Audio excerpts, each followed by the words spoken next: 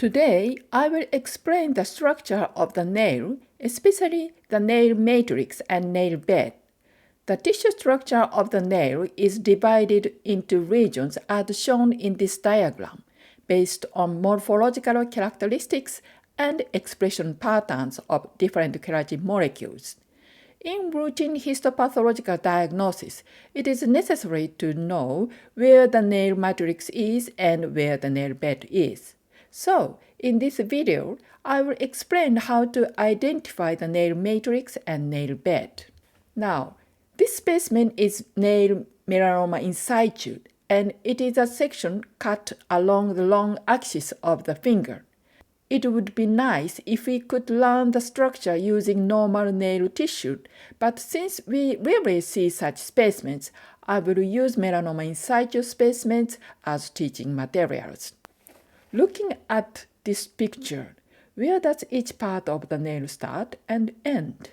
To make it easier to understand, if you trace the outline of the tissue structure, it will look like this.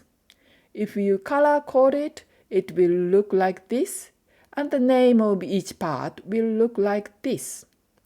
The nail matrix and nail bed consist of the epithelium and the connective tissue underneath.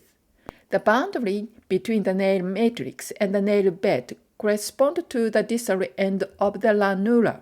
But since the nail ranura cannot be seen in tissue specimens, it is necessary to know the characteristics of each histological image. Now, let's look at an enlarged view of the actual specimen to see where the nail matrix and nail bed are, and key points for identification. First, we will look at the boundary between the nail matrix and the proximal nail fold. If you zoom in, it looks like this. The biggest difference between the nail matrix and the proximal nail fold is that the latter produces keratohyaline granules and undergoes keratinization like the normal epidermis. On the other hand, nail matrix keratinizes without producing keratohyaline granules, and in the process, the cell become flattened, become more eosinophilic, have small and condensed nuclei, and then become the nail plate. This type of keratinization is sometimes called matricial keratinization. Some textbooks refer to it as onychokeratinization. The boundary between the nail matrix and the proximal nail fold varies depending on the specimen and may be located further up, as shown in this figure. Next, let's look at the boundary between the nail matrix and the nail bed. As mentioned earlier, the cells of the nail matrix become flattened and the nucleus become condensed before turning into keratinized cells, whereas the cells of the nail bed remain rounded and protrude toward the nail plate.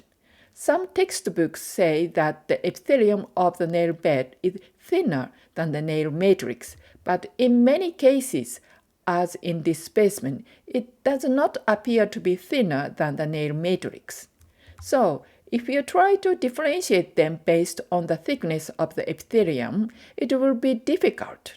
The possible reason why the description in the textbook and the actual image are different is that the nail bed epithelium has very long relative ridges that line in the longitudinal direction. If the cutting direction of the section is slightly out of the longitudinal direction, it appears as thick epithelium. In addition, the epithelium of the nail matrix is characterized by a thick layer of small basaloid cells called germinative cells, whereas the basal layer of the nail bed is a single layer. However, depending on the sectioning angle, the basal layer can appear to be multi-layered, as shown by the arrow on the right. Therefore, it may be difficult to rely on the thickness of the basal layer for identification. I have explained the characteristic of the tissue structure of the nail, especially the nail matrix and nail bed. I hope this video will be helpful for your pathological diagnosis. See you again on this channel. Bye!